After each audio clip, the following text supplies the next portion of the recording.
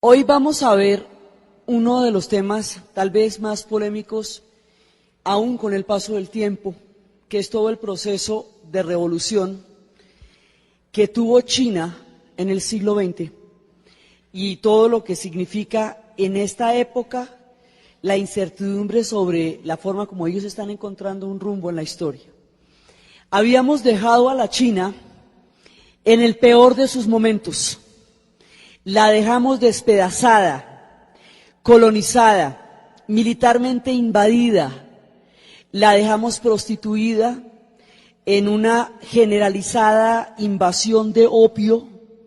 Habíamos hablado cómo los ingleses cultivaron el opio en la India, lo metieron de contrabando a la China, y cuando la China prohibió el opio, la atacaron, lo que era pelea de toche con guayaba, porque la China no podía con su alma, y la obligaron a abrir los puertos y le quitaron a Hong Kong. Y después, esas son las dos guerras del opio, que las dos guerras pues obviamente las gana Inglaterra, porque esto es una cosa como de Estados Unidos con Bolivia, lo que era invadir en ese momento a China, eso no tenía chiste. Entonces Inglaterra era la dueña del siglo XIX.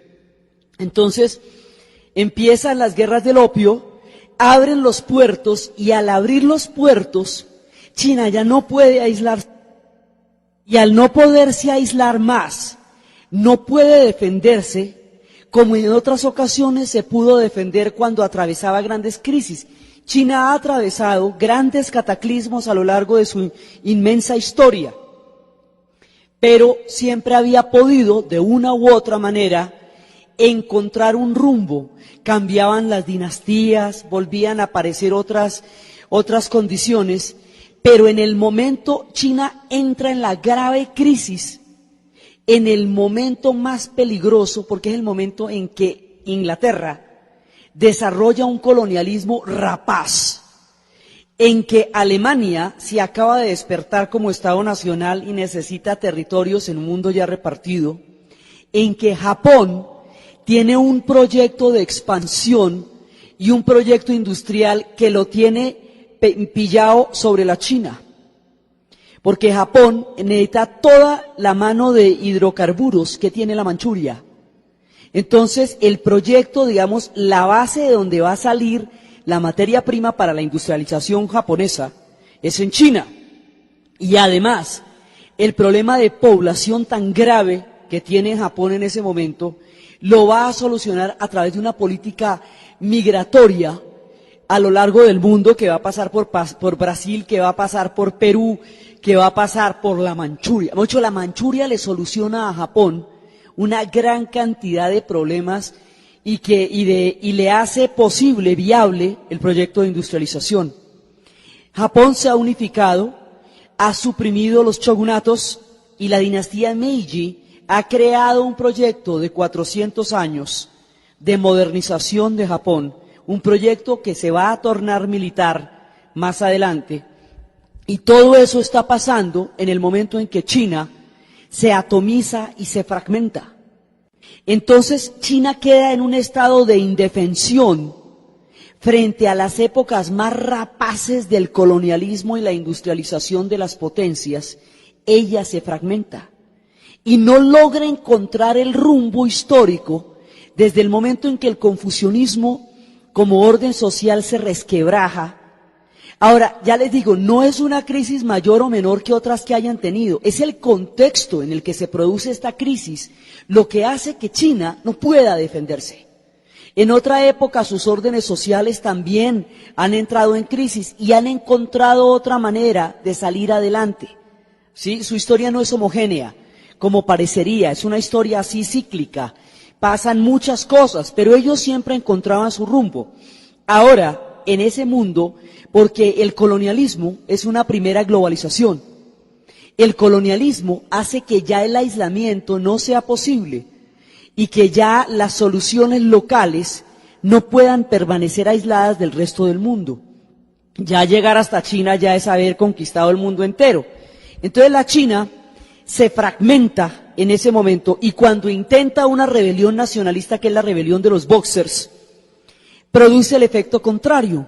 y es que los Boxers, al tomar como rehenes 500 extranjeros y amenazar con matarlos, lo que van a hacer es justificar una invasión militar a China. China ya estaba invadida a nivel económico, ya le habían obligado a abrir los puertos, pero en el momento en que se produce la rebelión de los Boxers, ya hay un pretexto militar para invadir a China, y la van a invadir más de 14 países, la invaden todos los que quieren tajada allá. Entonces la China sufre la tortura que ellos mismos llaman la muerte de los 1000 pedazos, que es el resquebrajamiento, el hambre, la situación más terrible sufre China. Y cuando China está pasando esta época tan terrible es cuando la van a invadir, además ya digamos de una manera más estricta. Entonces, China no encuentra una salida, no encuentra un rumbo, no tiene una estructura de partidos políticos que le permita expresarse a nivel institucional, no tiene eso.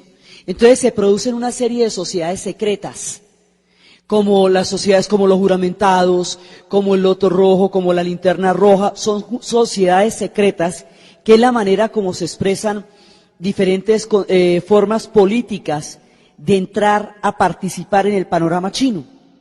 Hay una de esas sociedades secretas que se llaman los juramentados.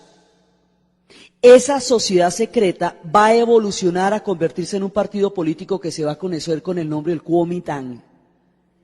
Y por el otro lado, más adelante va a llegar la influencia de la Revolución Rusa y se va en las jornadas del 4 de mayo del 26 empieza lo que va a ser el Partido Comunista Chino. Entonces, ahí digamos un par de tendencias. Todo el mundo está buscando una salida para China, pero cada cual piensa en una salida distinta para China en ese momento. Entonces va a haber, en un principio en 1926, las jornadas del Partido Comunista Chino arrancan en el 26, las famosas jornadas de mayo. Y más adelante, 18 empiezan, 26, y más adelante en el 26 sube Sun Yat-sen.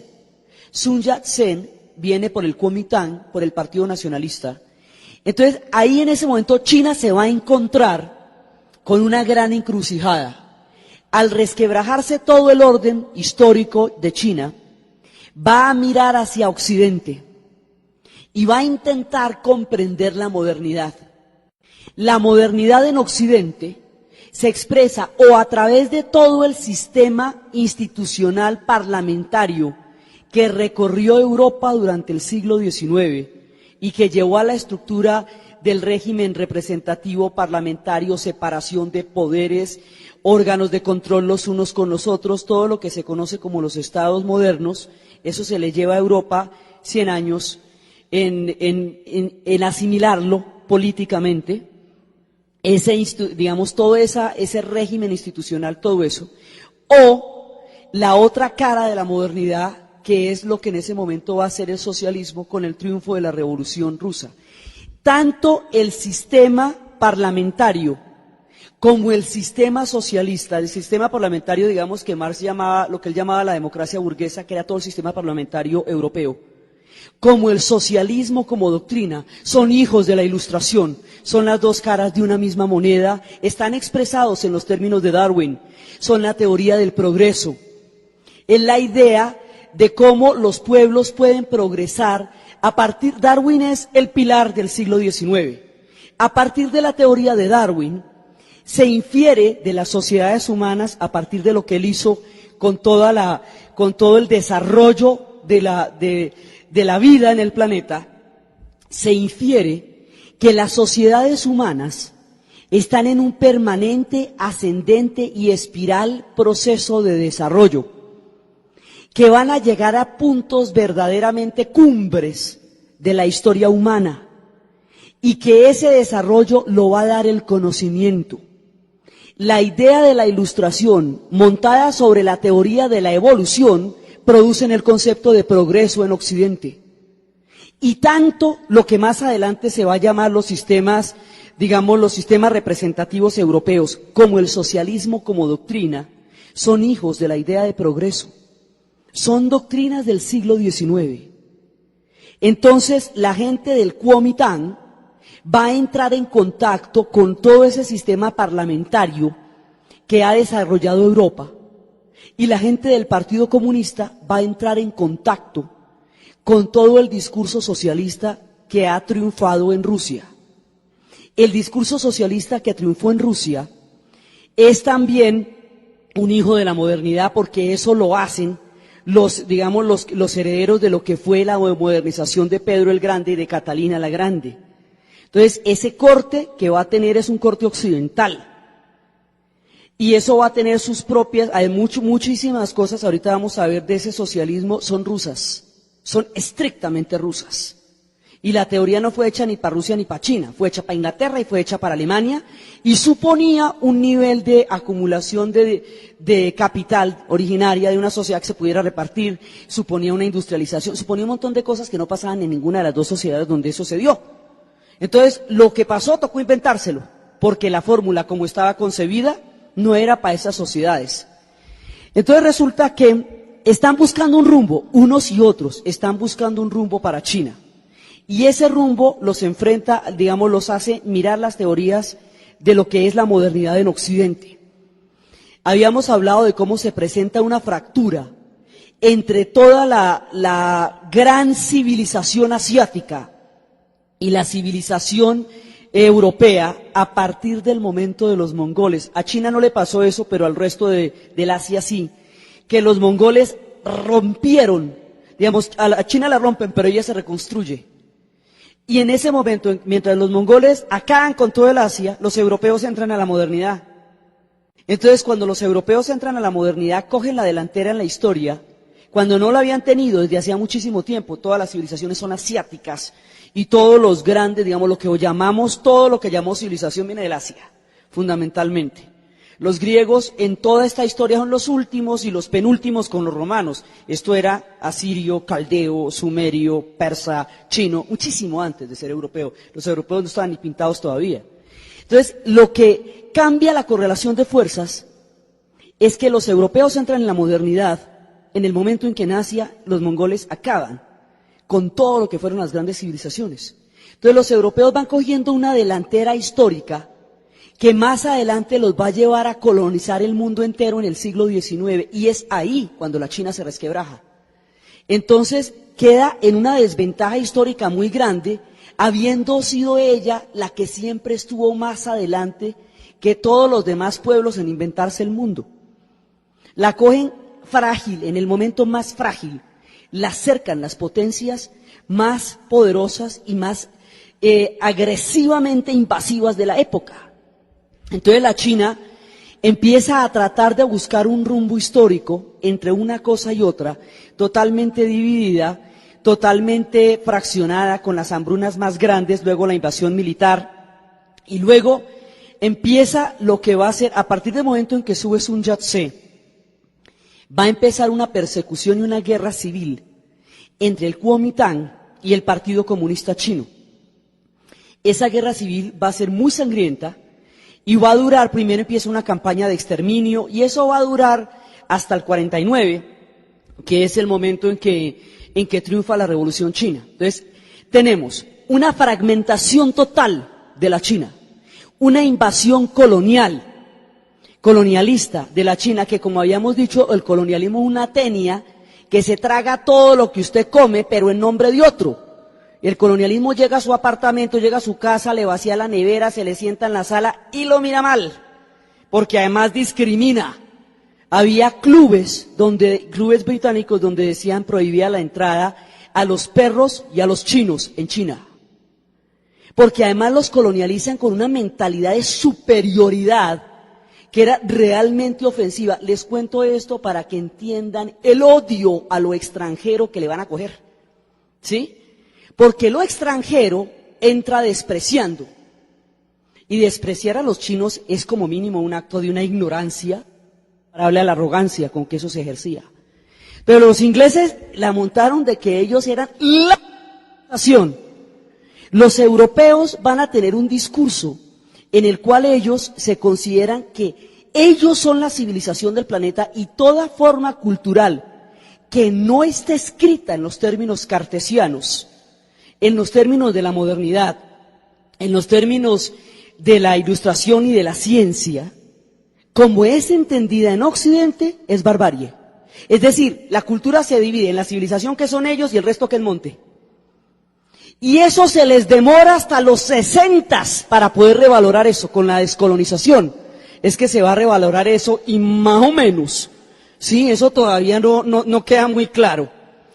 Entonces, la desprecian, la prostituyen, la dominan, la invaden y China se despedaza en una época terrible, son 60 años, más o menos digamos cada vez más duros, en donde está despedazada, está invadida, está resquebrajada, tiene una guerra civil entre el Kuomintang y el Partido Comunista y después va a tener la invasión japonesa.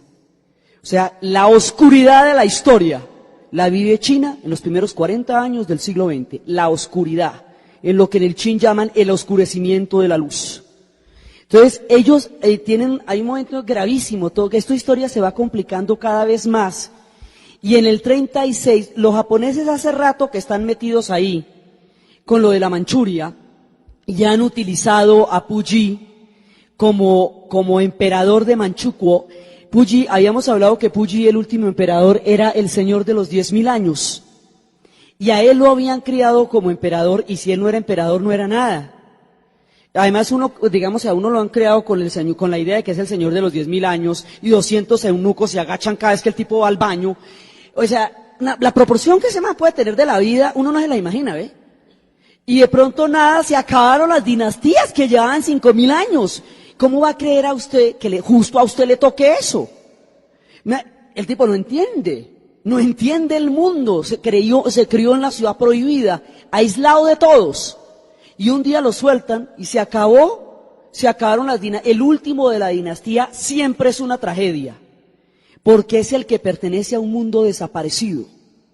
Entonces, el que le toque el último de la que quiera, de los Romanov, de los Habsburgo, de los otomanos, de los manchú, el último de la dinastía es el que lleva del bulto, porque es al que le toca la destrucción de su propia vida y de su mundo. Y eso le toca a Puyi. En la fragilidad de que Puyi queda, cuando no comprende la realidad en la que él tiene que vivir, los japoneses encuentran un papayazo grandísimo para montarlo como emperador de la Manchuria, que ellos rebautizan Manchukuo, y que van a rebautizar, van a prohibir la enseñanza del chino, van a enseñar japonés, van a colonizar y a conquistar la China por la Manchuria. La Manchuria es el objetivo. Los japoneses, en su propio rumbo histórico, de un proyecto de crecimiento y de modernización del Japón, pasaron a un proyecto militar. Y ese proyecto militar, había dos alas, había un ala militar y un ala política, y el ala militar fue ganando poco a poco toda la destrucción de las castas samuráis como casta y la creación del ejército japonés. Da todo el potencial de la guerra, toda la capacidad bélica, sin el sentido del japonés, no del ronin, sino del samurái. Es decir, el viejo espíritu, el viejo código del Bushido, entendido como una espiritualidad entre el guerrero, ¿sí? Se pierde, se forma un gran ejército japonés, altamente entrenado, mejor armado, pero de todas maneras muy entrenado, que entra a China. Ese ejército va a desarrollar una idea de superioridad, porque si los alemanes eran raza superior, según ellos, los japoneses son los señores del imperio del sol, los hijos del sol naciente. Entonces ellos entran en una mirada frenética del mundo, en una mirada bélica del mundo, y van a entrar a China. Hace rato están allá, ya le tumbaron Corea en el siglo XIX, ya que están ahí, le tumbaron Corea. Pero después de eso, hay un incidente que se vuelve el pretexto en el puente Marco Polo, que es el que va a justificar la invasión japonesa ya de ciento a China. Los japoneses entran a China y ahí destruyen la población de una manera que todavía no ha sido lo suficientemente aclarada. Ellos van a llegar, la primera ciudad población civil bombardeada en la historia es Shanghái en 1936. Lo que los japoneses van a hacer en Nankín es una cosa de un nivel de barbaridad. Mataron casi 400.000 personas, exterminaron a la población, hubo que esconder las mujeres porque las violaban sistemáticamente y entraban a las casas. Digamos, un momento en que el ejército japonés pierde el control ahí, y eso todo se vuelve un botín, y cada cual hace lo que le da la gana en China. Y entonces hay un momento en que esto se vuelve una cosa terrible. Y hay una historia de 3 misioneros protestantes que se inventaron una zona internacional donde no podía entrar Japón, y en esa zona lograron salvar algo así como 200.000 personas en Nankín. Eso se filmó, los misioneros tienen esas pruebas, y esas pruebas no fueron aceptadas en los juicios que se le hicieron a Japón por crímenes de guerra, porque ya eran los tiempos de la Guerra Fría. Entonces ya era importante tener buenas relaciones con Japón, y a Japón no se le midió con el rasero con que se le midió a los alemanes. No se hizo lo mismo que se hizo con Nuremberg, y además los japoneses tampoco entendían de qué les estaban hablando. Ellos suponían que habían perdido la guerra y que por eso los iban a matar, pero toda la carreta del discurso de los derechos humanos que le estaban echando, pues yo supongo que como me derrotaron, pues toca que me maten, y entonces yo me dejo matar, pues no hay problema. Pero el cuento no lo entiendo, porque manejaban un código completamente diferente y la traducción del idioma no tenía nada que ver con el concepto. El caso es que los japoneses arrasan China de una manera tal que China hoy día todavía exige que Japón se disculpe para poder tener negocios con ellos, porque la misma casa que destruyó China sigue hoy en el poder, mandan los Meiji todavía, que no es el caso de Alemania. Alemania tuvo la etapa de la desnazificación, y eso hizo que nadie de los responsables mande en este momento en Alemania. Pero la gente que hizo eso hoy está en el poder en Japón normal, común y corriente. Entonces China tiene esa piedra en el zapato con Japón, no se nos puede olvidar, los japoneses y los chinos se odian muchamente, mucho. Sí, y si no los pueden distinguir se callan, porque confundirlos es grave. Entonces, mire, es odio lo que hay ahí, porque lo que se hizo en China fueron experimentos químicos con seres humanos. Hay una novela de Lin Yutang que se llama Una hoja en la tormenta, que describe lo que fue la invasión de Japón a la China. Los despreciaban y los despedazaron, y nadie hizo nada con eso. Entonces, la China se vio despedazada con una crueldad. Ahora, otra de las cosas por las cuales, digamos, Japón no fue juzgado con el mismo rasero que Alemania, es porque de alguna manera de la destrucción de la bomba atómica, pues mejor dicho, eso, usted puede decir lo que quiera sobre eso, pues eso es un crimen contra la humanidad el más grande que se ha hecho. Así lo hayan hecho los vencedores. Entonces, de alguna manera dejaron la vaina así, porque ese pueblo sufrió la mayor hecatombe que pueblo alguno ha sufrido, y pagó el precio que ningún pueblo ha sufrido, una bomba atómica. Me ha dicho, esos asuntos de la guerra siguen todavía con grandes niveles de oscuridad, pero ahí hay un problema de odio entre China y Japón. Desde el punto de vista chino, esa cuenta no se ha saldado, y los chinos tienen eso aquí, atravesado. Y desde el punto de vista japonés, eso nunca se ha enfrentado, porque esa casa está gobernando todavía. Y hay gente que estuvo acusada y está filmada en las grandes matanzas que se hicieron en Nankín, que hoy están en el gobierno. Entonces, eso lo dejamos de ese tamaño porque eso todavía no se ha aclarado. Pero allá llegaron los japoneses y arrasaron. Ellos en lo suyo, ellos en su propio proceso histórico, la guerra acabó con Japón, Japón quedó aniquilado, eso también lo desbarataron y lo prostituyeron y todo lo que usted quiera, ¿sí? Pero Japón hizo toda clase de barbaridades sobre China. Frente a la invasión japonesa, la actitud del Kuomintang fue muchas veces ambigua, porque la enemistad del Kuomintang con el Partido Comunista se consideraba primordial. Ellos decían que los japoneses eran una enfermedad de la piel, pero que el comunismo era una enfermedad del alma. Entonces, eso hacía que a ratos hicieran concesiones con Japón, y a ratos estuvieran en contra de Japón. Eso hace que ante la población china, eso se vea muy mal, mientras que el Partido Comunista siempre fue totalmente antijaponés y nunca tuvo ambigüedades con respecto a eso. Entonces, y además, como la guerra de Occidente era con Japón, a Occidente le interesaba mucho más apoyar en un momento dado las tropas que abiertamente estaban luchando contra Japón, en un momento dado. Entonces se les junta la guerra civil y se les junta la invasión japonesa y les cae la Segunda Guerra Mundial encima sin comerlo ni beberlo, porque los chinos como que tenían que ver con esto. Pero a ellos les toca el grueso de la invasión japonesa.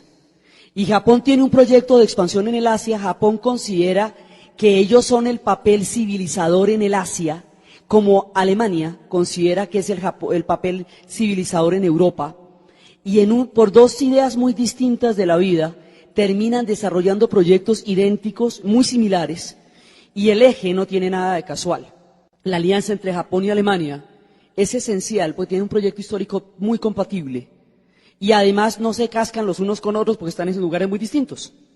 Entonces, la japonesa va a ser grandísima, porque la expansión japonesa arranca de la Manchuria, va a arrancar desde lo que es el norte de la Manchuria, y después de eso arranca esta es la parte de la Manchuria, el noreste, todo esto, Manchuria de acá.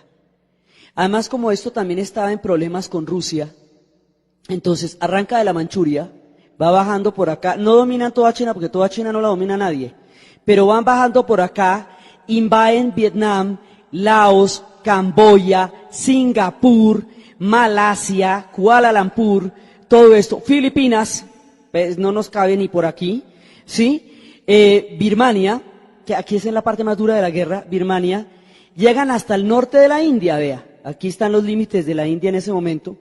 Entonces, arrancar desde la Manchuria y llegar al norte de la India es una invasión realmente muy grande, es gigantesca, y entran a Vietnam porque como ellos son aliados de los alemanes, y los alemanes han invadido Francia, entonces por un billar de tres bandas, Francia era la que había colonizado Indochina, entonces de una vez le quitan Indochina y ahí se meten, ¿sí? En todo, digamos, en la mira de todo el plan de expansión japonesa, la China es el centro de esto, del proyecto de expansión de Japón, la China es el centro. Y la China va a pagar con su sangre todo eso. Por eso en el último emperador Puyi decía que él era culpable de todo lo que hubiera pasado por cuenta de la invasión japonesa, porque él la hizo posible.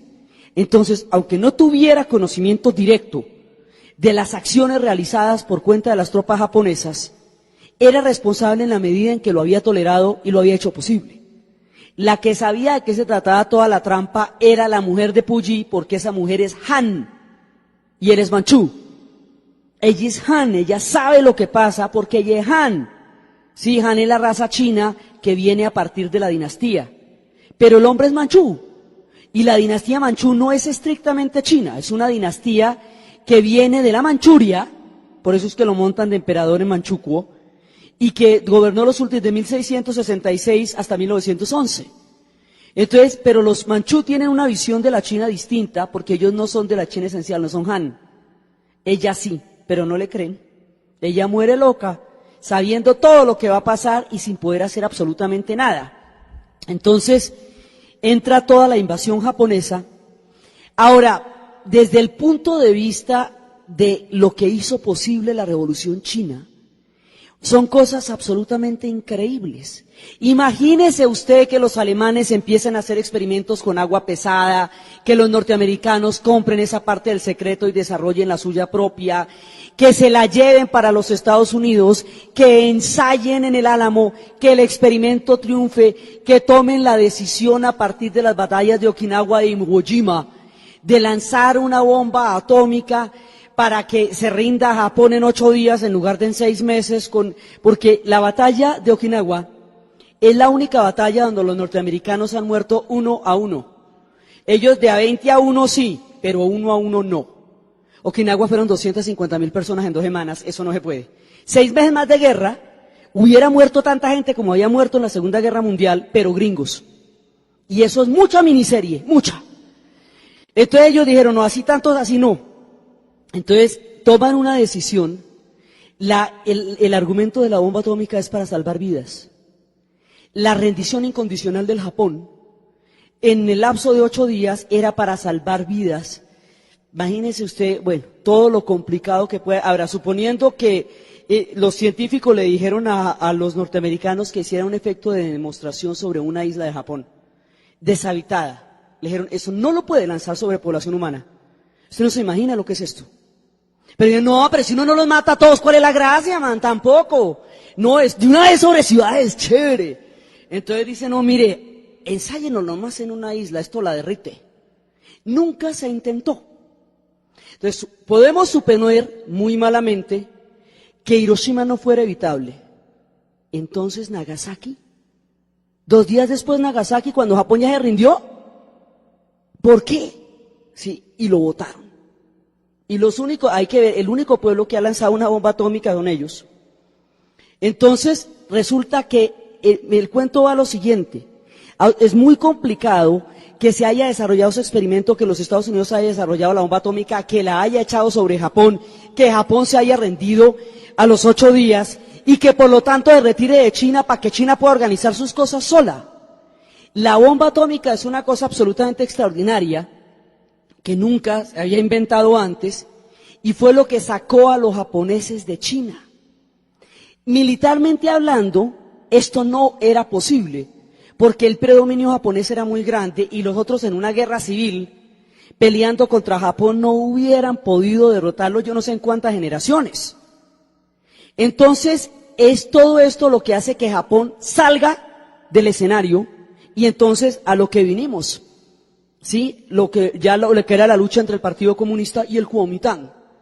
Pero sin Japón, porque es que con Japón muy tenaz, todo el tiempo, y los otros divididos, fragmentados, invadidos, todo eso no se puede organizar esto. Se necesita que en ese momento Eisenhower esté organizando el mundo de la posguerra, lo suficientemente ocupado con el futuro de Europa como para que no le pare bolas a China, porque donde la estén mirando no dejan que triunfe una revolución. Muchas cosas absolutamente increíbles llegan en la simultaneidad del Tao y se presentan en el instante y confluyen a que triunfe una revolución en China. Entonces, esta revolución tiene unas características completamente diferentes a cualquier otra revolución que se haya dado antes. La revolución rusa es una revolución industrial, es una revolución urbana, es una revolución proletaria que tiene la estructura montada sobre el proletariado. Pero en China no hay industrialización, no hay proletariado, no hay nada de eso, lo único que hay es campesinado. Entonces no se puede hacer una revolución sobre el proletariado si no existe ningún proletariado. Entonces es una revolución campesina. Eso va totalmente en contra del sentido que los soviéticos le habían dado, porque además el plan de la revolución soviética ya en tiempos de Stalin es la destrucción del campesinado como clase social. La colectivización forzosa lo que hace es destruir el campesinado como clase social, dispersarlo por todas partes para romper las estructuras nacionales y para romper las lealtades a la tierra y proletarizar al campesinado como clase social. En hechos y chistecitos se le mueren entre 6 y 14 millones de campesinos que murieron o desaparecieron en los procesos de colectivización forzosa de Rusia. Eso no pasa en China, porque en China el campesinado es la base y fortalecer al campesinado en lugar de suprimirlo, es de lo que se trata la revolución. Entonces, lo que ellos empiezan a hacer es reinterpretar. Además, hay otra cosa, los chinos jamás, y menos con la fobia que le tienen a los extranjeros, pueden aceptar una doctrina que no hayan generado ellos. Ellos todo lo chinizan y solo lo aceptan si sale de sus entrañas. Para que ellos aceptaran una cosa como el marxismo, eso tenía que ser a lo chino. Tenía que ser completamente diferente, tenía que tener otra concepción completamente distinta para que los chinos pudieran aceptarla, o si no sería perfectamente parcial. Digamos, cuando el Partido Nacionalista, cuando el Kuomintang estaba intentando institucionalizar China, la base de la modernidad sobre la cual están montadas las estructuras del Parlamento, de la separación de poderes, del discurso de la Ilustración y de la modernidad en Europa, es el individuo. En China el concepto de individuo no tiene sentido. Entonces, montar un régimen político que tenía como base el individuo en China no tiene sentido. Eso no pega porque es extranjerizante, porque no les dice nada a ellos.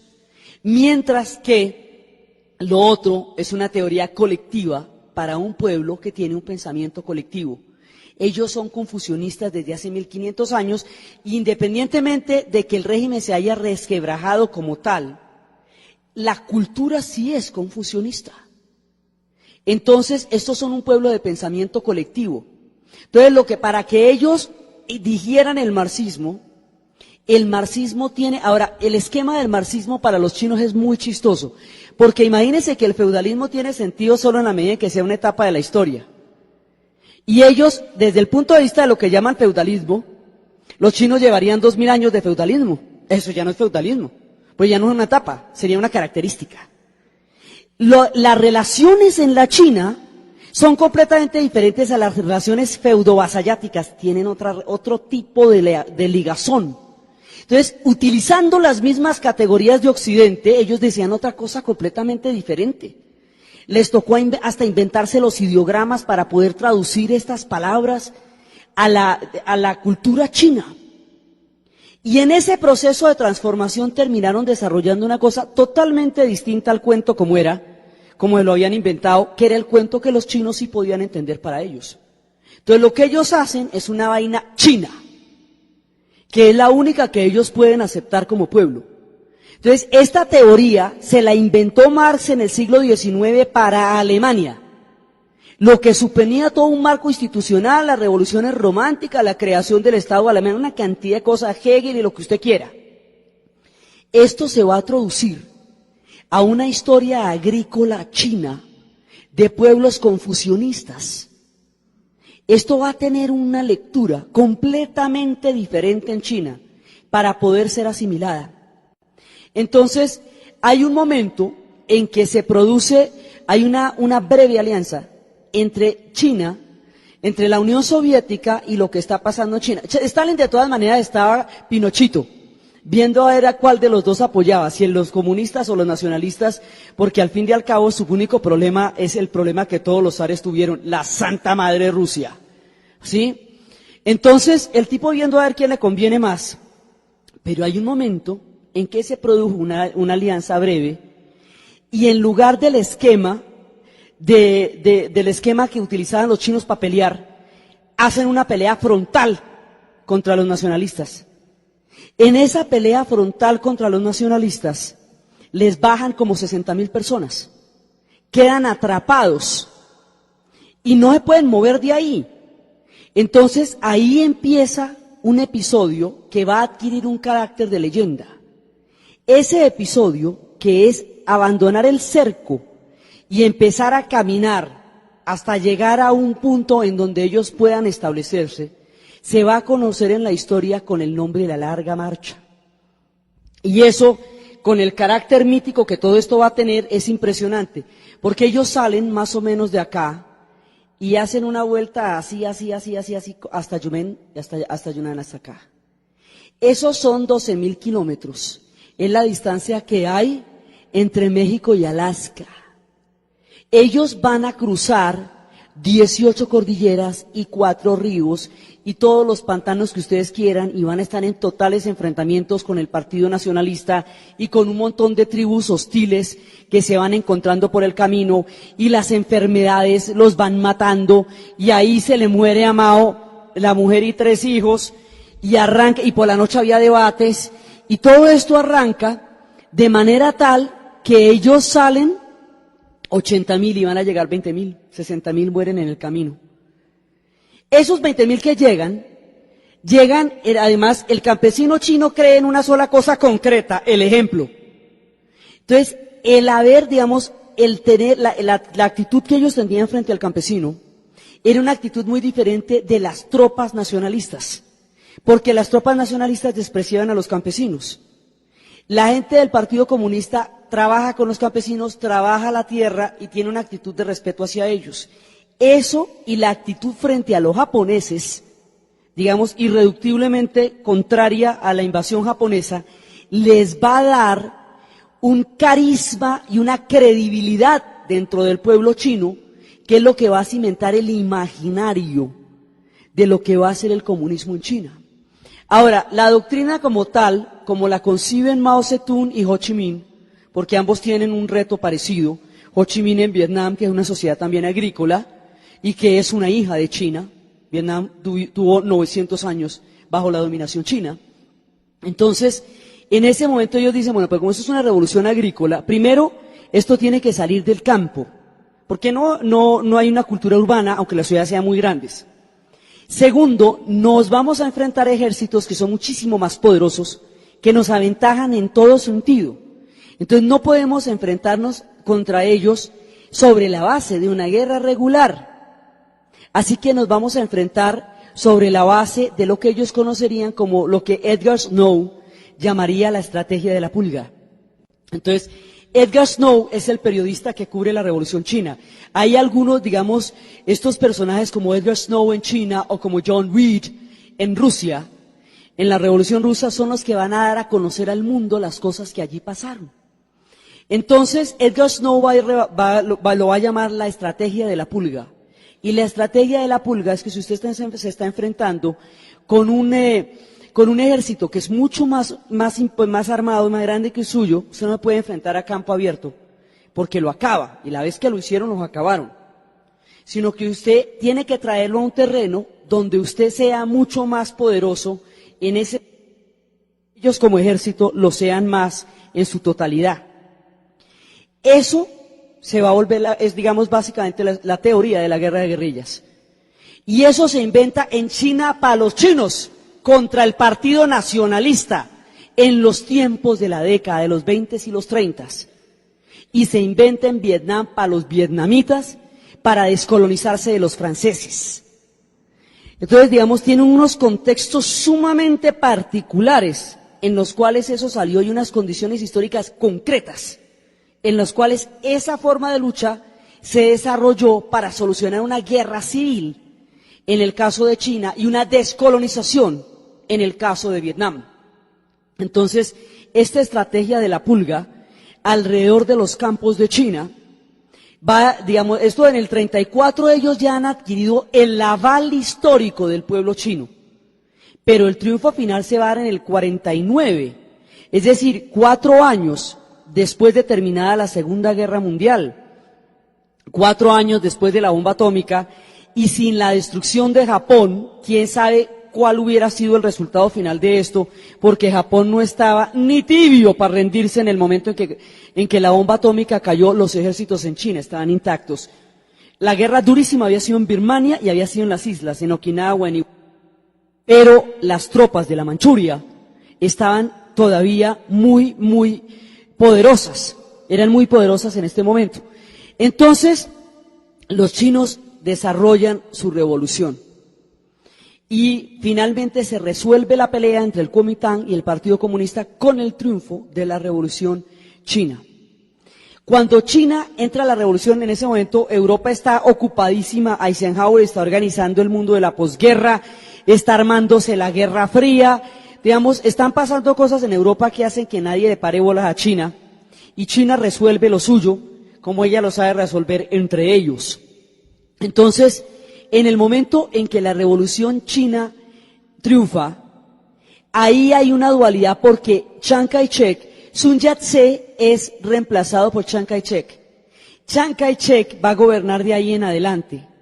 Sun Yat-sen es un personaje muchísimo más purista en términos del nacionalismo chino. Chiang Kai-shek es un personaje mucho más proclive a los extranjeros. Y tiene una mujer extranjera y bueno, toda una relación con Occidente. Entonces, Chiang Kai-shek, por esa relación que tiene con Occidente, va a quedar en la isla de Taiwán. Y a esa chinita, la vamos a llamar Taiwán, Capitán Taipei, esa es la China nacionalista. Y esta chinota es la China comunista. Entonces, en ese momento, aquí queda Taiwán y esto tiene otra historia diferente, porque ahí va a ser la China de Chiang Kai-shek y esta va a ser la China nacionalista y esta China va a estar totalmente vinculada a Occidente, mientras que aquí va a tener lugar una revolución. Y esa es otra historia diferente. Entonces, en el momento en que se crea la ONU, Occidente va a reconocer a la chinita chiquita de Taiwán y va a desconocer a la chinota enorme de la China comunista de Mao. Entonces, se crea, en el momento en que se crea la ONU tiene una trampilla que es el Consejo de Seguridad, porque el Consejo de Seguridad es el que tiene el derecho al veto. Entonces, todos podemos de acuerdo en algo, pero veta a los del Consejo de Seguridad y mire. Entonces, el Consejo de Seguridad tiene 15 miembros móviles, pero básicamente tiene 5 miembros permanentes, que son los que deciden. Y esos 5 miembros permanentes, pues son de lo más sorprendente, son los Estados Unidos, la Unión Soviética, Francia, Gran Bretaña y China. Y era la chinita chiquitinchis, porque necesitaban fortalecer esa chinita chiquitinchis para poder debilitar a la otra chinota grandota.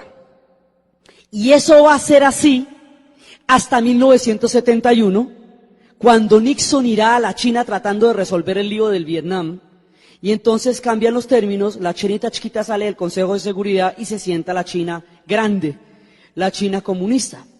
¿Sí? Pero esa chinita chiquita va a ser muy importante porque siempre va a ser en la punta de lanza contra la China comunista, en el momento en que el mundo adquiere la bipolaridad. Entonces va a ser muy importante durante mucho tiempo, y ahora, como ya no le importa a nadie, se la van a tragar. Esa tiene los días contados, porque ya geopolíticamente hablando no hay problema. Eso ya vamos a ver cuando China dice a la hora del 11 de septiembre en Afganistán: apoyamos los bombardeos como una sola China. Y en una sola frase, ¡ran!, la borraron del mapa. Y todo el mundo dijo, pues bueno, o sea, eso está ahí a tiro de pedrada. Entonces, resulta que lo que va a pasar con la primera parte de la Revolución China es una cosa muy importante, porque es la reconstrucción del orden social e histórico que se había resquebrajado desde la época en que el confucianismo entró en crisis. Entonces hay una mística. No se puede imaginar una revolución sin las pasiones. No se pueden entender estos procesos históricos sin el concepto de utopía. El siglo XIX arroja una fe muy grande en el progreso. Hace sentir que es una espiral de la historia el que va a llevar a sociedades mejores. El escepticismo con que hoy recibimos el mundo no puede imaginar el fervor con que la primera década, la primera mitad del siglo XX abrazó la idea de las utopías. O sea, porque es diferente vivir en el mundo en que todos estos procesos o se hundieron o se transformaron, a vivir en el mundo en que estos procesos triunfaron. Es una perspectiva totalmente diferente. Y sin el elemento pasional es muy difícil de entenderlo. Y por el elemento pasional también es difícil de entenderlo. Pues eso está rodeado de una carga afectiva tan brava que casi era muy difícil tratar de ver lo que pasaba ahí. Precisamente por la misma fuerza de las utopías. Entonces, la primera parte de la Revolución China va a ser de un fervor y de una, digamos, de un frenesí, la cosa más impresionante, y a cada uno le van a dar una cosa que daba el confucianismo. Es muy paradójico porque la doctrina china de la Revolución va a ser furiosamente antirreligiosa, va a abolir todas las religiones, va a desconocer todos los discursos religiosos, pero va a hacer lo mismo que hacía el confucianismo, en el sentido de darle a todo el mundo un lugar en el mundo, unas reglas del juego, un sentido de la vida, que era lo que daba el confucianismo. Lo que pasa es que sobre una base aparentemente no jerárquica. Y digo aparentemente no jerárquica porque de todas maneras el Partido Comunista desarrolla su propia jerarquía. Pero ese nivel de jerarquía es tan supremamente complejo que desarrolló el confucianismo. Esto es distinto ahora. Entonces, le vuelve a dar a cada chino lo que cada chino busca: un lugar en el mundo, unas reglas del juego. Y empieza a ocupar a todo el mundo. Tiene un tamaño de población descomunal. Entonces, el proceso de la Revolución China no necesita la máquina, porque tiene una mano de población que puede darse el lujo de movilizar 1 millón de personas para tratar de enfrentar una inundación del Yangtze, porque tiene 1 millón de personas para eso, y lo que necesita es darle trabajo a todo el mundo. Entonces, erradica el opio. y acaba con el vicio del opio, matando a los viciosos. Sí, esa parte nunca la aclaran. Matan a un montón de gente ahí. Son 7 millones de personas que mueren en esa revolución, entre los que la hicieron, entre los que la pelearon, entre los que contrabandeaban opio, mejor dicho, en todo. Entonces, acaban con el opio, lo erradican. Acaban con con toda esa fragmentación y la unifican. Y empiezan a darle a todo el mundo un sentido. La estructura de las comunas agrícolas, que es tan ancestral, se va a poner al servicio de la producción del acero.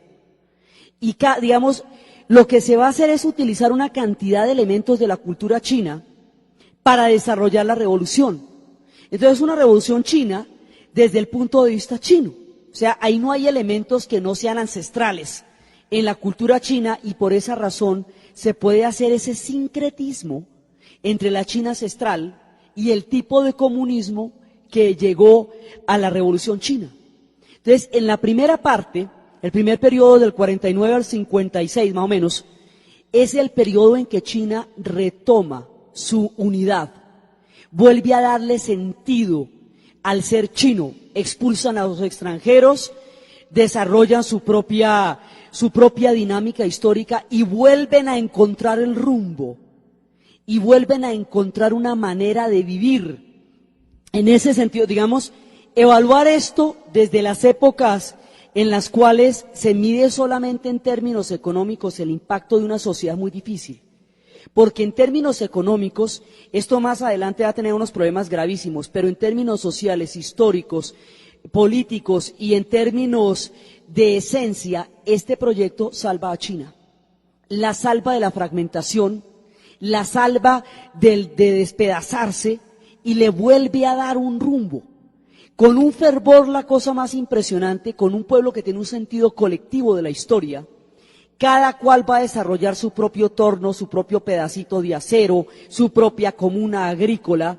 Y hay otro elemento que es muy importante, y es que Mao decía que si ellos eran los hijos del cielo, de los señores del cielo, las mujeres eran el cielo, que no se podía hacer una revolución sin las mujeres.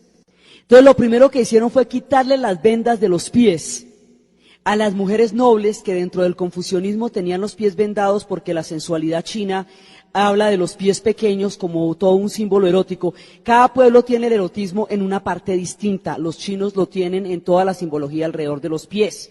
Sí, los musulmanes lo tienen en la mirada. Eso no es universal. Cada cultura tiene un código diferente de lo que es la sensualidad. Entonces, le quitaron las vendas de los pies a las mujeres y las mujeres pudieron trabajar. Y le quitaron la suegra de aquí, porque es que con el confucianismo usted tenía la suegra aquí y no había como, mejor dicho, muy berraco. La única manera que usted podía liberarse de eso era que usted misma devolviera suegra y la montara a usted. Pero ahí ya se le había pasado mucho tiempo, ¿ve? O sea, dentro del esquema del confucianismo, los círculos son inamovibles. Y la relación de la suegra sobre la nuera era una cosa muy complicada. En el club de la buena estrella se ve el nivel de predominio que tenían la suegra sobre la nuera. Ahora la mujer, y al salir a trabajar, el trabajo de la nuera le da de comer a la suegra. Entonces eso ya es otra vaina, ¿ve? Porque usted es la que trae la papita a la casa, entonces eso se la quitan de aquí, que es muy tenaz. Entonces, mejor dicho, eso le da. Ahora, van a entrar en un estado de sobretrabajo tenacísimo, y el trabajo no es igualmente remunerado que el trabajo masculino. Hay otro tipo, de desventajas, pero las ventajas son muy grandes, muy grandes. Le quitan las vendas, la ponen a trabajar, la sacan de la casa, le quitan la suegra de encima y la hacen partícipe de todo el proceso de la revolución. Por eso en el último emperador, en la última escena que salen estas chicas guardias rojas, el nivel de frenesí con que estas chinas salen es total, porque todo se lo deben a esa revolución. Entonces, desde el punto de vista de la mujer, esto es pero importantísimo, importantísimo, importantísimo. Y entonces empieza todo este proceso, y esto le va dando a un pueblo que estaba a la deriva de la historia un lugar en el mundo. Entonces, ese es el periodo. Además, ahora, cuando vemos, los estragos que el no tener en cuenta las salidas sociales y los tejidos afectivos, sociales y políticos de un pueblo puede suceder, entendemos la importancia de lo que tuvo este proceso para China. La volvió, la agarró, la unificó y le dio un lugar en el mundo de nuevo. Y ella no tenía más destino que la fragmentación y la destrucción eterna antes de este proceso. Entonces empieza el proceso, la parte heroica, pues claro, todo crecía al 100 porque no había nada. ¿Cómo cree que queda un país después de 40 años de guerra? ¿Cómo cree que queda después de la invasión japonesa en lo que se demoran en reconstruir? No tenían nada, todo lo había destruido la guerra y la guerra civil. Entonces la China parte prácticamente de cero. Esa reconstrucción hace que el crecimiento económico durante los primeros años pues sea total, porque no había nada. Entonces cualquier cosa que usted hace le queda muy divina, porque ahí no había nada, eso estaba arrasado. Entre 100 y pico años de colonialismo que alcanzan a tener. Y la guerra civil, la invasión japonesa y 40 años de guerra, mire, esto estaba ya de apague y vámonos. Entonces, el fervor con que empiezan a reconstruir China es un proceso, digamos, de una convicción y de una fuerza que hace que en muy poco tiempo los cambios sean muy visibles. Y eso va a ser digamos, todo esto va a crear un imaginario poderosísimo de lo que va a ser la revolución para el pueblo chino. Por allá, por el 57, nos vamos a encontrar con un problema muy grave, y es que cada cual hace su torno y eso es muy bonito, y cada cual hace su acero y eso es lindo, pero el acero suyo no le queda igual al mío porque es artesanal. No es una revolución, esto no tiene una cadena de montaje. Las cadenas de montaje de las revoluciones industriales estandarizan los productos y los hacen competitivos en el mercado. Entonces, que yo haga mi torno y usted haga su acero nos queda muy divino, pero no es competitivo en el mercado. Y ahí se nos abre un problema económico a nivel de la venta de esos productos para afuera gravísimo. Entonces, se va haciendo un hueco grande en la economía. Y ese hueco no saben cómo arreglarlo, porque es tratar de hacer todo un sistema social comunista que se industrialice sin industrializarse. O sea, que se industrialice pero sin la máquina, porque necesitan la mayor cantidad de gente para trabajar en todo. ¿Por qué es tan importante desarrollar los productos como ocupar a todo el mundo en el proyecto? Las dos prioridades son esenciales. Usted no puede generar una máquina donde trabaje cada vez menos gente, porque usted lo menos que necesita es desocupar la gente, todo lo contrario, necesita ocuparla, ¿sí? Entonces ellos tienen unos tamaños de población y en este pedacito se nos duplica, arrancamos con 550 y aquí ya hay 800, ¿sí? Entonces, pues dele de comer a todo el mundo, los vistieron de azul y les dieron arroz, que era mucho más de lo que ha pasado antes, porque antes los niveles de hambruna eran pavorosos. Entonces hay un problema económico grave ahí y eso hay que hacerle frente. Y en ese momento, ahora, la figura de Mao es una figura sumamente compleja, porque ahí decían en las historias que él tuvo dos papeles, el de revolucionario y el de emperador, porque durante toda la primera parte él es el revolucionario y después él es el orden establecido. Entonces, en la época en que el problema económico se va a hacer muy grave, hay otra línea, digamos, el Partido Comunista es un régimen de partido único. Eso hace que para que haya algún tipo de oposición tienen que ser fracciones dentro del mismo partido las que se opongan, porque no existe sino un solo partido. Entonces, hay una fracción que es como la de Li Chaochi y que después va a ser la del limpiado, que es la gente que está hablando de cómo se va a solucionar el problema económico. Y hay otra fracción que lo va a solucionar de una manera ideológica, que lo que va a hacer es darle una respuesta ideológica a un problema económico. Entonces, eso va a hacer que en 1963 estalle uno más polémicos y más complejos de cuanto se ha dado, la revolución cultural. La revolución cultural está rodeada de unas pasiones tan poderosas que todavía no existen elementos históricos para evaluarla debidamente, porque en su tiempo fue absoluta y ahora es satanizada. Tiene que haber alguna parte en la mitad del camino donde esté la verdad, pero todavía no lo hemos encontrado porque eso hace muy poquito. Entonces, la revolución cultural es una respuesta ideológica a un problema económico. Y esa respuesta ideológica es lanzar a todos los jóvenes. Esos jóvenes vienen, digamos, había una casta intelectual que es la que siempre ha gobernado en China, que era la que había tomado el poder desde la revolución.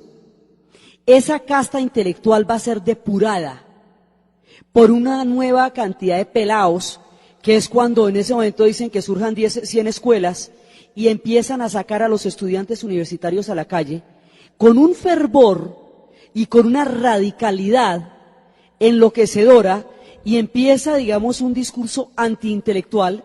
Se considera que la intelectualidad es un factor, digamos, de atraso, un factor de contrarrevolucionario, un factor que entorpece la revisión de una revolución, y empiezan a despreciar a los intelectuales y empiezan a despreciar a los viejos dirigentes que hicieron la revolución, y esta juventud sale frenética, con muy poca preparación, pero con un fanatismo impresionante, y estos van a ser los guardias rojos, y estos son los que tienen el libro rojo de Mao.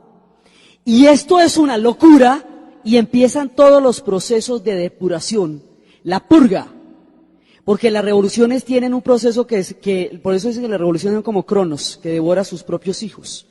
Todavía no se ha encontrado el chiste para una revolución que no se devore a sí misma en alguna parte del proceso.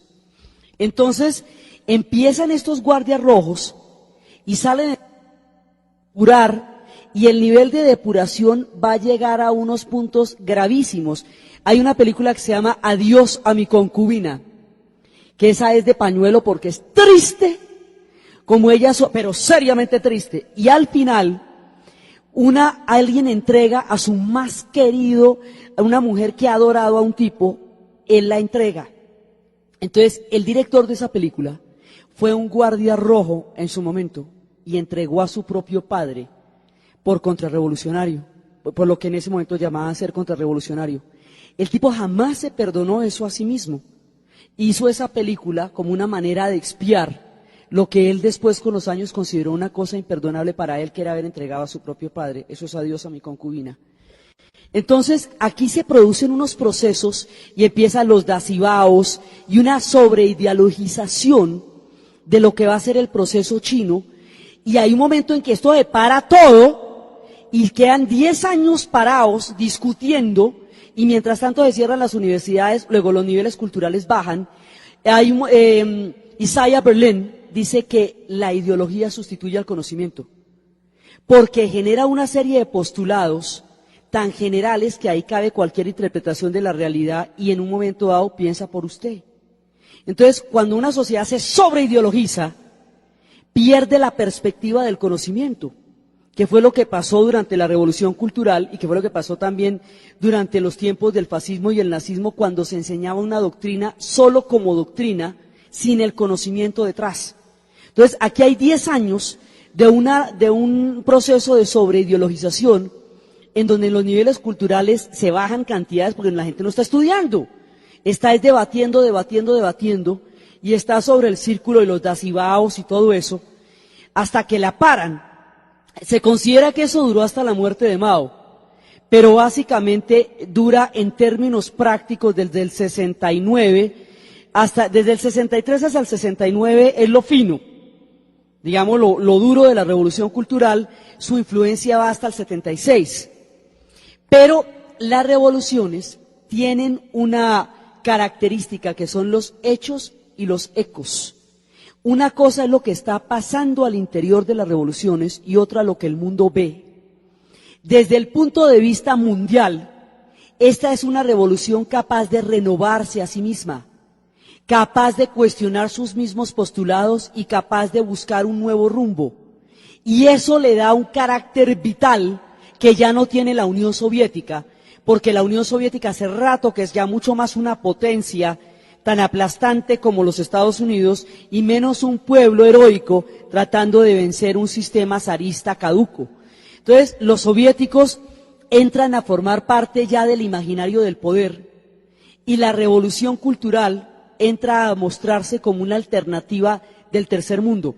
La revolución cultural, por el carácter antiintelectual y por la idealización de los campesinos, resulta tremendamente atractiva para los pueblos del tercer mundo porque son agrícolas, son sociedades fundamentalmente agrícolas, y resulta de lo más chic para los intelectuales europeos, en contra de los cuales está la misma revolución cultural.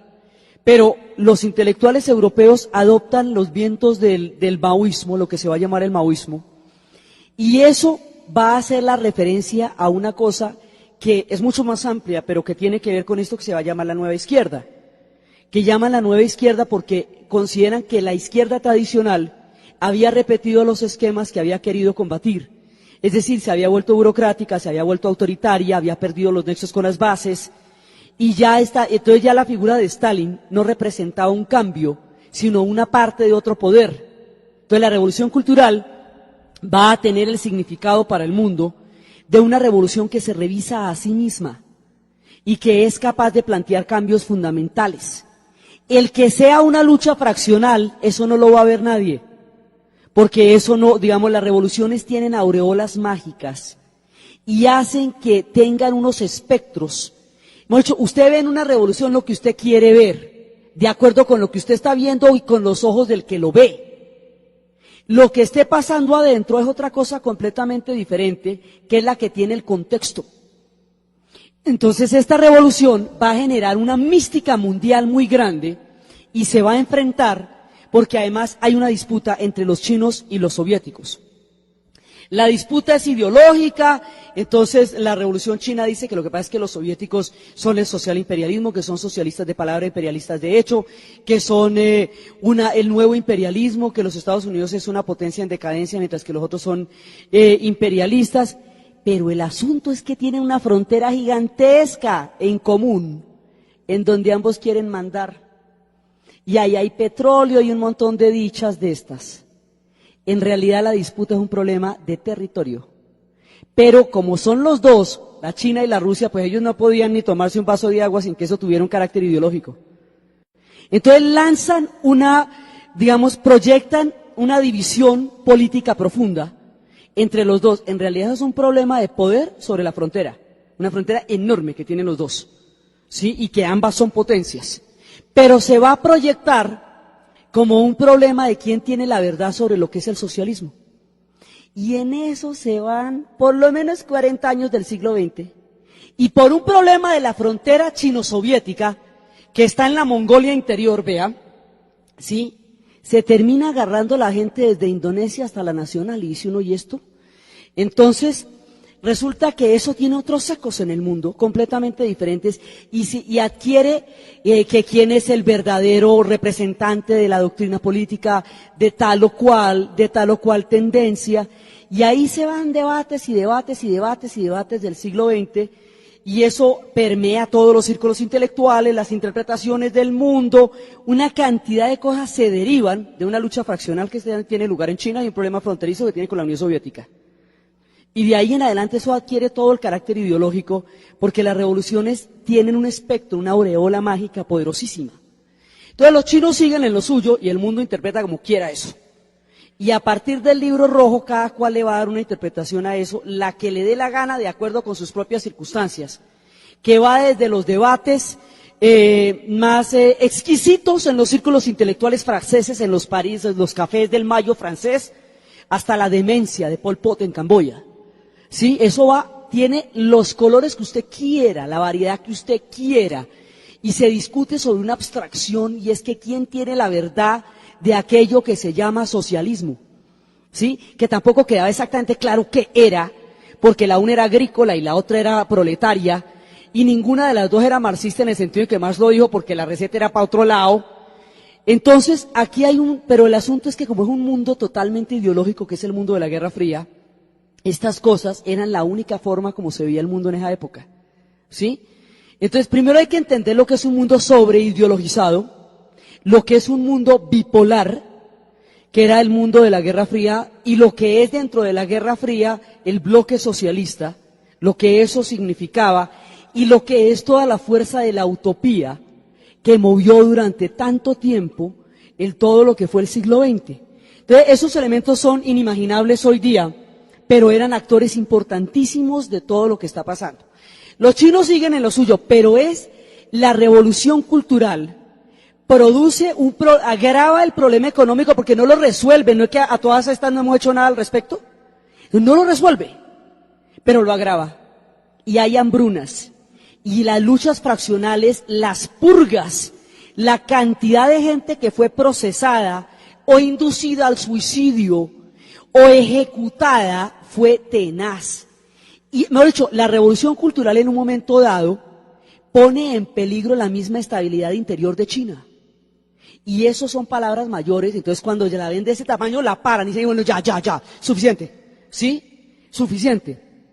Y es, digamos, el tamaño del frenesí que produce la revolución cultural, lo que va a explicar, no a justificar, no hablamos de juicios de valor, a explicar el porqué de Tiananmen. Entonces, es ahí, o sea, uno no puede entender lo de Tiananmen si no mira el espectro de la revolución cultural. Una de las personas que fue purgada de la revolución cultural fue Deng Xiaoping. Eso no se le va a olvidar. ¿Sí? Entonces, esto, finalmente salen de la revolución cultural y luego ya va a morir Mao. Y en el momento en que muere Mao, la otra tendencia, que era la que había quedado relegada durante el tiempo en que se produjo toda la época de Mao, va a entrar al poder. Y la otra tendencia es la que busca una salida económica para el futuro de China, porque el mundo cada vez se hace más complejo. Bueno, pasamos por la época en que llegó Nixon, en que se empezaron a abrir las relaciones con China, en que China empezó a ocupar el sitio del Consejo de Seguridad de las Naciones Unidas, y digamos, cuando muere Mao, ya se han limado muchísimo las asperezas con Occidente, en la medida en que Nixon necesitó de la China para poder solucionar el problema de Vietnam. Cuando ya lo de Vietnam se le vuelve un problema de que los va a exterminar a todos para poder ganar y no pueden hacer eso. Entonces, porque ya, me ha dicho, ya cuando le sale de todo orden, cuando Curtis LeMay dice que la estrategia de los Estados Unidos en Vietnam es devolverlo a la edad de piedra, y los mismos norteamericanos le dicen, no, usted se chifló. Sí, esto me ha dicho, le salió de las manos. Entonces, además, otra de las cosas que había hecho también muy mística en la revolución durante la etapa heroica fue la guerra de Corea. Eso también la hizo tremendamente mística porque tuvo que defenderse. Y la guerra de Corea, hay una parte en que la ONU, cuando la ONU se agarra con los soviéticos por Corea, los chinos dicen, nosotros estamos frescos mientras no crucen el río Yalu. Si ustedes cruzan el río Yalu, las tienen con nosotros, y lo cruzan, entonces las tienen con ellos. Entonces, ahí, en ese momento, cuando se meten en el río Yalu, se meten con China. Entonces, China empieza a apoyar a Corea del Norte. Y al apoyar a Corea del Norte no la pueden vencer en ese momento porque tiene el apoyo de China detrás. Entonces, es cuando a MacArthur se le ocurre que le boten una bomba atómica a China. Entonces le dicen, MacArthur, te veo fatigado, tómate un tecito. Mira, te voy a explicar, la Guerra Fría es en Europa contra Rusia, ¿sabes? No es en Asia contra China, ¿me entiendes? Entonces tómate un tecito y lo relevan del mando. Sí, porque dice, te veo muy fatigado. Oye, ya te está dando por irle a botar una bomba atómica a China. No. Eso es la guerra equivocada en el lugar equivocado contra el país equivocado. Entonces, digamos, la guerra de Corea también le va a dar a la China un sentido de fervor muy grande, porque tiene que defenderse. Y después de eso viene, digamos, toda la aureola ideológica va a cubrir una etapa larguísima de la etapa de la vida china en la segunda mitad del siglo XX. Larguísimo dentro de lo que largo puede ser en China, que históricamente son 5 minutos. Pero en el siglo XX va casi todo ahí. Hasta la muerte de Mao. Cuando Mao muere, empieza la respuesta económica al problema que teníamos planteado desde el 50 y pico, cuando se nos hizo gravísimo el no poder industrializarse al ritmo en que se estaba industrializando el resto del mundo. Entonces, el problema social lo solucionaron, el problema histórico, el problema mítico, el problema de arraigo lo habían solucionado, pero el económico no. Entonces, por eso, y por toda la purga de la revolución cultural, es que los que quedaban de esa época es a los que van a llamar la banda de los 4. Y a ellos se les va a hacer un juicio por todas las purgas de la revolución cultural.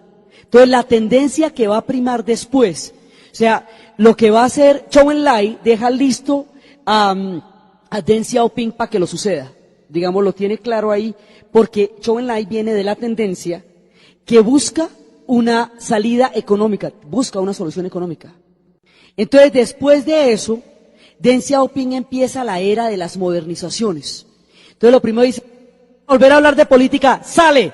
Ya no vamos a volver a hablar de política, porque cuando empezamos a hablar de política nos cogen una chifladura que últimamente, mira, nos tuvo 10 años parados ahí. Entonces, le bajan el volumen a todo el carácter ideológico que tuvo durante la Revolución Cultural y al carácter de exportación que tuvo la ideología durante la Revolución Cultural y le suben el volumen a la modernización económica. Ahora, ellos van despacitico, porque ellos no pueden despelotar. Entonces, las modernizaciones son graduales, son focalizadas, son experimentales, son locales, en una cobertura determinada. Ellos no echan todo el país a andar a ver qué pasa, porque es muy grande y eso no se les puede despelotar. La experiencia de la Unión Soviética les aterra, porque la apertura política abrió la caja de Pandora desde el punto de vista chino. Entonces, ahora, si Rusia tiene todo ese montón de nacionalidades, esta gente tiene más, ellos son muy diversos. Tantos, imagínate, entre 1.000 millones de habitantes, a ver si no habrá de todo en la vida. ¡De todo! Hay una población musulmana importante. Hay de todo lo que usted quiera allá. Ellos no se pueden resquebrajar, porque si se resquebrajan, ¿cómo se vuelven a armar? Ellos vivieron en el siglo XIX y XX el dolor de lo que eso significó. Ellos no quieren volver a repetir esa experiencia jamás. Entonces, cuando ven lo que está pasando en la Unión Soviética, deciden que todo el proceso de apertura económica no va a estar acompañado de un proceso de apertura política, porque consideran que ese proceso de apertura política es el que precisamente llevó a la Unión Soviética a la desintegración. Entonces, lo suyo es una vía completamente diferente, como todo lo suyo. Lo suyo es una historia totalmente distinta, como todo lo suyo. Los fenómenos que ellos desarrollan y que ellos protagonizan son particulares de ellos y son su manera de mirar el mundo. Entonces, están en los procesos de reconversión económica y esos procesos se profundizan cada vez más.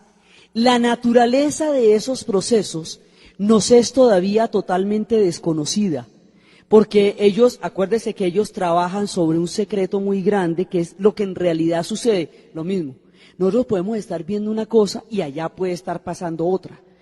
Todo lo que hemos dicho hoy acá es absolutamente relativo, porque estamos en unas épocas tan supremamente complejas de valoración histórica sobre los procesos del siglo XX, que son versiones provisionales lo que vamos teniendo aquí. Sí, digamos, no existe una cosa que diga, esto pasó en la Revolución Cultural. Eso parece que pasó. Hasta ahí vamos. ¿Sí? Esto pasa con la modernización en China. Eso parece que pasa con la modernización. El caso es que están creciendo, pero hartísimo.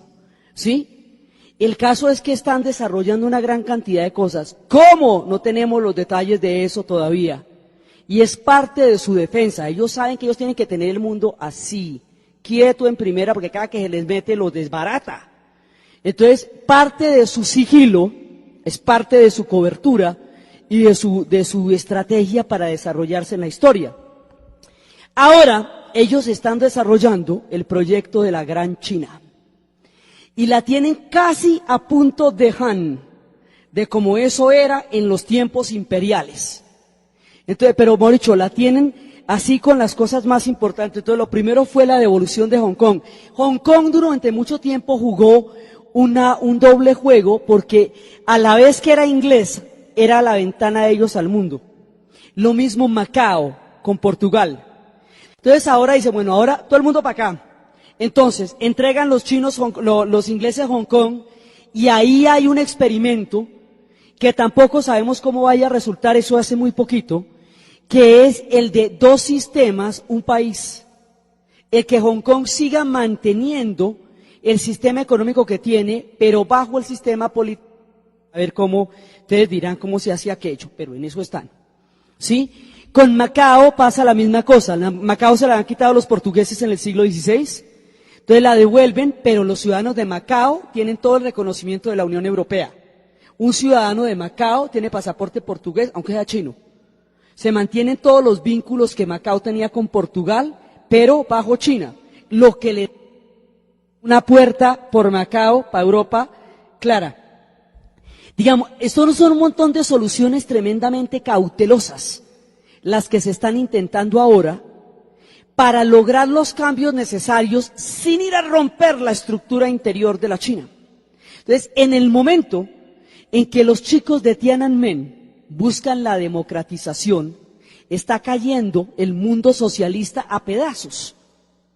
Y aquellos que están mandando, están en el poder, en el momento en que los chicos de Tiananmen salen a pedir la democratización, son aquellos que fueron purgados por los guardias rojos en tiempos de la Revolución Cultural.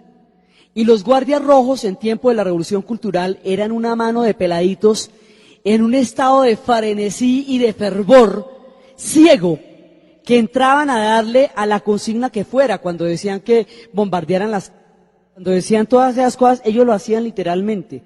Digamos, se jugó con el fanatismo juvenil y eso hizo gran parte del protagonismo de los excesos que tuvo la Revolución Cultural. Cuando salen los chicos a la calle, no se les mira con los ojos con que el mundo los mira. No los miran con los ojos de mayo del 68, con los fusiles, los claveles en la boca del fusil que se veían en el Mayo francés y en la primavera de Praga, ni con la imaginación al poder, ni con la idea que se hizo del movimiento juvenil de los años 60, con esa aureola romántica e idealista con que el mundo ve lo que pasó en Tiananmen. Con eso no es que los están mirando, a ellos los están mirando con ojos de revolución cultural, con ojos de desintegración, con ojos de relajarse y con ojos de pánico a lo que está pasando en la Unión Soviética. Y es desde esa mirada que les echan los tanques por encima. Entonces, es absolutamente escandaloso lo que llega a pasar, pero se mira desde el punto de vista, esto no se valora, simplemente estoy tratando de describir el contexto político en el que esto sucede. Porque además los pelados empiezan a plantear una serie de reformas a nivel de derechos políticos que hacen que los soldados empiecen a fraternizar con ellos.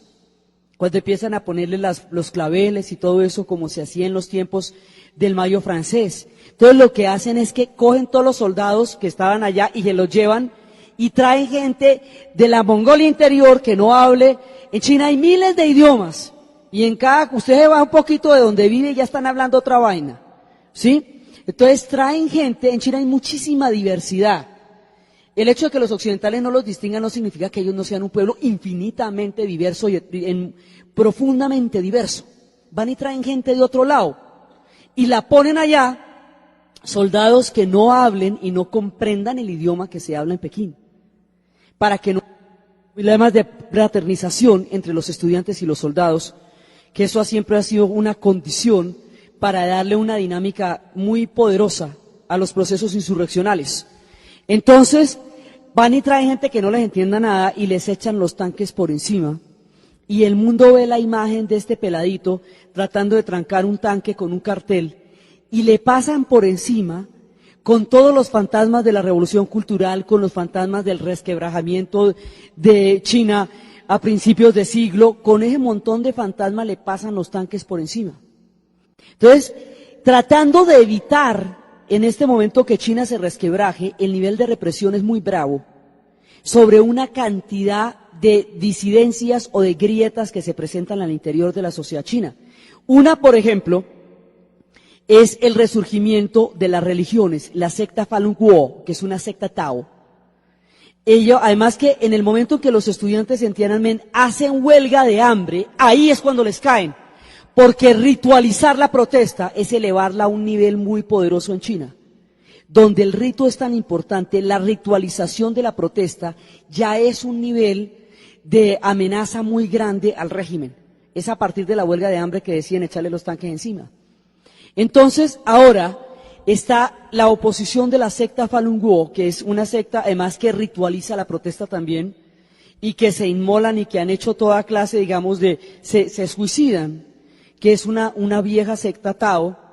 Hay otro problema, digamos, el problema religioso Zumba, hasta donde se puede ver, ¿cierto? Todo esto hasta donde se puede ver y hasta donde nosotros como occidentales nos atrevemos a interpretar, teniendo en cuenta lo que dijimos la vez pasada, cuando uno se mete con una cultura tan compleja como la China, Apenas si se puede asomar como quien mira por la ventana un abismo sin poder comprender su profundidad. Es una mirada somera a una forma de vida, de relación y de cosmología totalmente diferente a la nuestra y por lo tanto en esencia incomprensible. Esto es descriptivo solamente. Entonces, resulta que ahora ellos tienen población musulmana, tienen una provincia musulmana importante acá. ¿De dónde vienen? De la época de los mongoles. ¿Se acuerda que pasaron todos por allá? Y por allá llegó también, y llegó todo el Islam, todo el influjo del Islam. Entonces está acá. La experiencia del Tíbet, en realidad la importancia del Tíbet, de la invasión al Tíbet, primero en el 56 y luego ya totalmente en el 59, la expulsión del Dalai Lama, la represión sobre el Tíbet. Tíbet en un tiempo dominó la China y en otro tiempo fue parte de la China. Y es una cultura muy poderosa y antigua que es importante desde el punto de vista simbólico del budismo. Es el espectro religioso que tiene el Tíbet, pues no tiene ninguna capacidad bélica ni nada por el estilo. ¿Por qué se toman al Tíbet o por qué aplastan al Tíbet? Porque el Tíbet tiene una importancia simbólica desde lo que es el budismo muy poderosa, y el budismo en China es profundo, acuérdese que es en China donde el budismo realmente va a adquirir su verdadera dimensión histórica, no en la India, donde nació Gautama Buda, sino en la China, donde el budismo es realmente importante. Entonces, el tomarse el Tíbet es una manera de combatir la profunda religiosidad que subyace en lo profundo de la cultura china.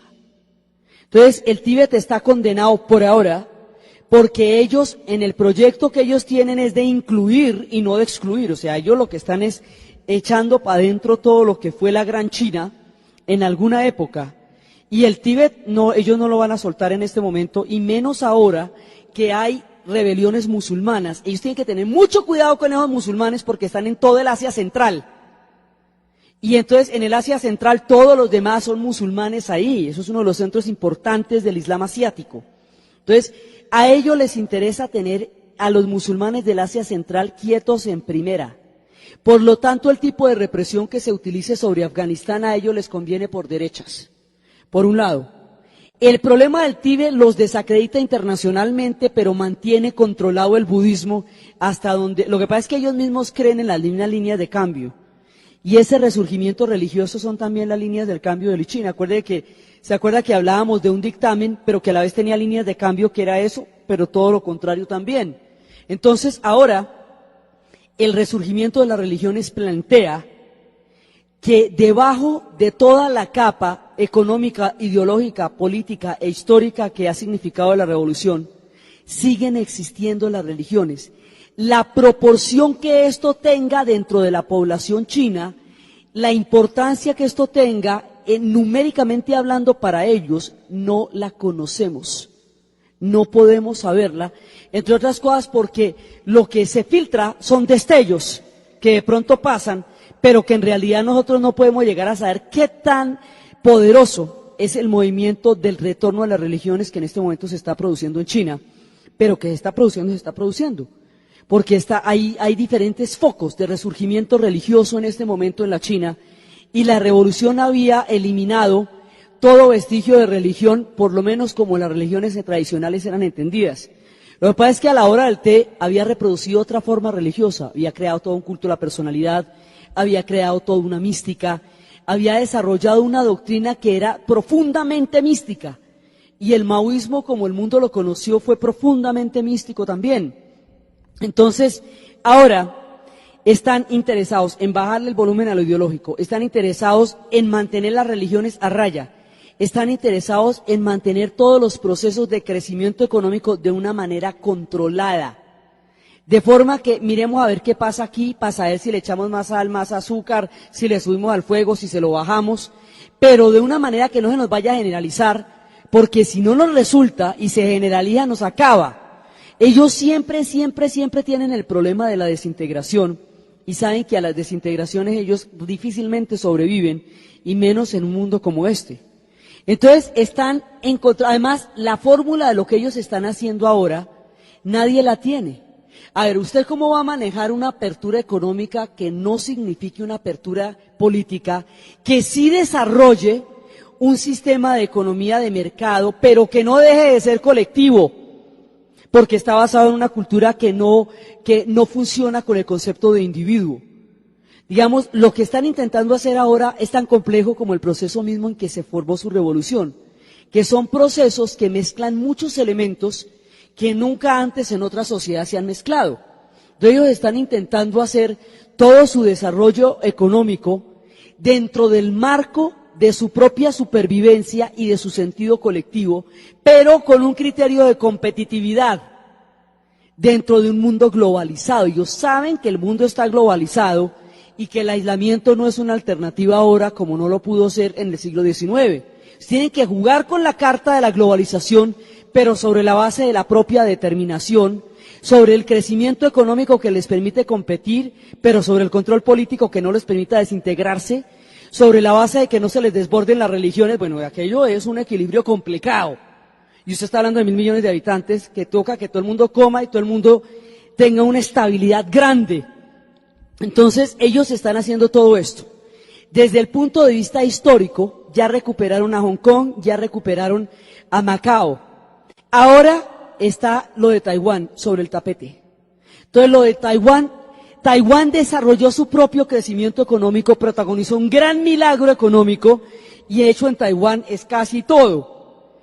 Entonces, ellos tienen una economía muy poderosa como para que los arrasen, pero no hay como nadie interesado en defenderlos particularmente como para enfrentársele a la China, digamos. ¿Sí? Pues usted le puede dar como mucho pesar y todo, pero ya como para enfrentársele a la China tampoco. Entonces, en últimas, Taiwán cuenta con lo que Taiwán pueda hacer, no más. Porque ya no es importante para nadie. Ya no determina la Guerra Fría. En el momento en que la Guerra Fría desaparece, Taiwán pierde su importancia geopolítica. Porque Taiwán era importante como punta de lanza contra China.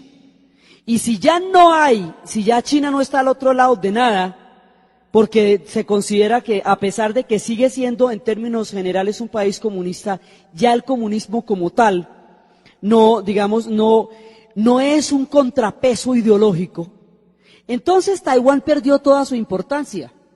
Entonces la China está que la mordisquea, la China la considera una provincia rebelde. Entonces le propone el dos sistemas, un gobierno.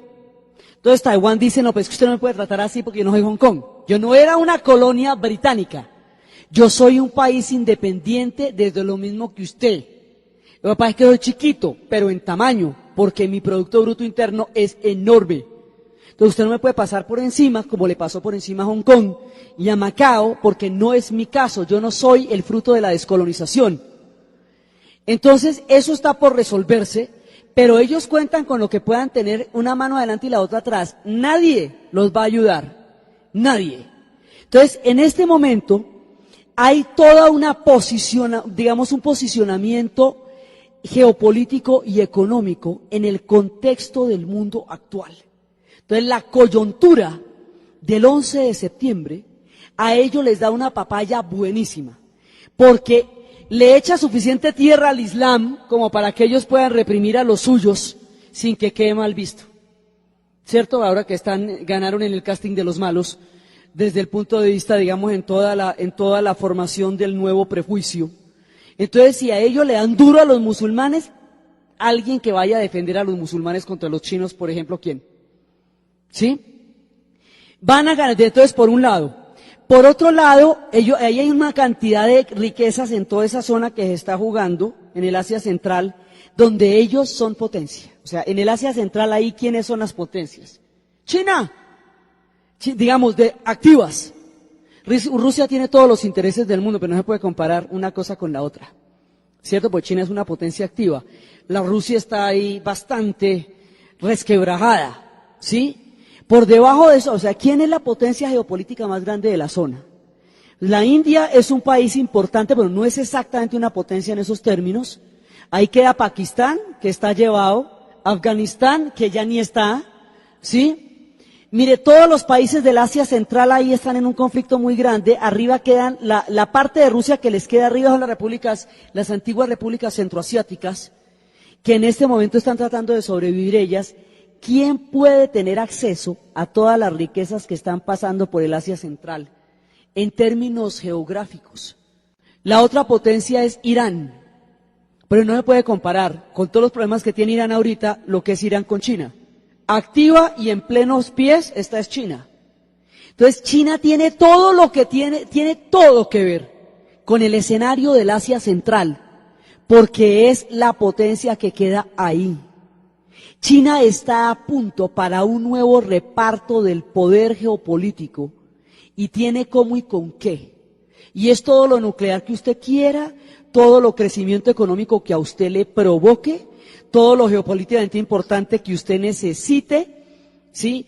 Está en unas condiciones de ventaja histórica que le permiten disputarse con las potencias el nuevo reparto del mundo cualquiera que sea. La idea de formar una gran China era recibir el siglo XXI enteritica, como era Han. Ella recibió el siglo XIX, el siglo XX lo recibió en pedazos, lo recibió totalmente desprotegida. El siglo XXI lo recibe como un lulo, como una potencia fantástica. Y recuperó en 50 años lo que perdió en 200. Y vuelve a salir de los más profundos escombros porque más lleva desde la que estaba cuando empezamos a charlar imposible. Y hoy por hoy ella está donde toca, en su puesto. Entonces la China en este momento tiene unas ventajas históricas, así tenga problemas, yo no digo que no tenga problemas, así tenga fisuras, así tenga grandes movimientos de oposición, disidencia, campañas contra el Tíbet, Richard Gere llorando, todo lo que usted quiera, Brad Pitt tristísimo, ¿sí? Una cosa es una cosa, otra cosa es otra cosa, una cosa es Brad Pitt y otra es Bush, ¿sí? Entonces ellos pueden morir de la tristeza, pero geopolíticamente hablando esto es una potencia a la que nadie está dispuesto a hacerle mala cara. Y ellos en este momento tienen las condiciones para mandar en el Asia, ¿sí? Japón es poderoso, pues su economía está bastante mal, no puede comparar la crisis en la que lleva, la recesión que lleva Japón, por muy potencia que sea, con el crecimiento económico que en este momento tiene China. China está creciendo y creciendo y creciendo. Ahora, hay muchos problemas, hay muchos chismes. Dicen que los problemas de población hacen que solamente pueda tener un solo hijo por familia. Entonces, si nacen niñas, se pierde el cupo de un hijo. Se habla de que están matando las niñas o las abandonan y que empieza a presentarse un problema de reversión de población femenina en China. Entonces están trayendo mujeres de Indonesia y mujeres de Malasia que no son aceptadas por las suegras. No, señor. Eso no me puede poner una mujer malaya, porque es que esos son los señores de los 10.000 años, y estos son chinos, y estos son Han, y estos son todo lo que usted quiera. Es un pueblo muy, muy orgulloso. Entonces, dicen que hay problemas de población serios en términos de los controles, porque como solo se puede tener un hijo por matrimonio, por familia, entonces ese hijo en la medida de lo posible buscan que sea varón. Entonces hay rumores sobre esto, rumores porque todas estas cosas son complicadísimas de verificar, que el nivel de genocidios infantiles es muy grande a nivel de las niñas o de abandono a nivel de las niñas. Por ahí hay artistas que hacen exposiciones de cantidades y cantidades de criaturas no nacidas. De las políticas de población se habla que, por ejemplo, en la época universitaria, una pareja no puede tener hijos porque están estudiando. Entonces, si llegan a quedar embarazados en ese momento, es obligatorio abortar. Entonces, hay una cantidad, digamos, de rumores sobre las políticas de población en términos de derechos humanos. Y la discusión de los derechos humanos en China siempre es un quebradero. Pero entonces, cuando le dicen a la China que ella no respeta los derechos humanos, entonces la China se voltea y le dice a los Estados Unidos: ¿y ustedes cómo tratan a sus ancianos? Los encierran, los guardan y no los vuelven a sacar a la calle porque no son productivos. Ustedes que tratan a sus ancianos con tanta crueldad, ¿nos vienen a hablar a nosotros de derechos humanos? Y resulta que Occidente sí tiene un quebradero por el lado de los ancianos, porque no tiene ningún respeto por la tercera edad, y en China son los que son. Entonces ahí dicen, bueno, si hablamos de derechos son para todos, ¿Ustedes qué tratamiento le dan a su gente que les ha dado toda su vida cuando llega el momento de la sabiduría? La sacan, la esconden, porque que no solamente no es productiva, sino que come el gasto social en pensiones. Ave María. Entonces dicen, no, ustedes ahí no tienen ningún derecho a venir a decir cómo es la cosa aquí cuando ustedes tienen ese tratamiento tan indigno a la gente que les ha dado su vida. Y entonces Occidente habla de otra cosa. Entonces, ahí hay un debate muy grande, sigue habiendo un debate muy grande a nivel de códigos éticos y a nivel de valoración, pero la doble moral internacional sí prima ante cualquier agenda. Entonces, ahora con lo del 11 de septiembre, cada uno se fue posicionando en lo que le daba de ventaja. O sea, el 11 de septiembre le daba un montón de ventajas a un montón de gente. Chechenia dejó de tener un problema de nacionalismo grave. Rusia ya no tiene un problema de nacionalismo grave con Chechenia, sino unos terroristas ahí en Grozny, mira. Entonces, cada cual reinterpreta sus problemas nacionales sobre la cruzada del 11 de septiembre.